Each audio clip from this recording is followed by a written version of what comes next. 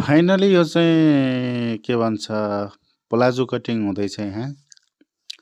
रेखा लगाएर अब यहाँ कटिङ सुरु भइसकेको छ। तपाईहरु हेर्न सक्नुहुन्छ कटिङ कसरी गरिन्छ भन्ने कुरो प्लाजो।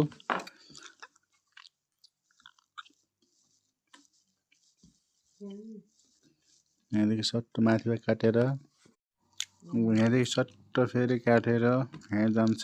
यहाँबाट यसलाई पुरै छुट्याउनु पर्ने हुन्छ हामीले। यसरी कट हुन्छ। यो कट भइसकेपछि फेरि यो चाहिँ गोजा। यो चाहिँ गोजा हाल्ने यसै काट्नु पर्ने। अब हामीले यहाँदेखि यसलाई सर्लङ लगाएर छुट्याएर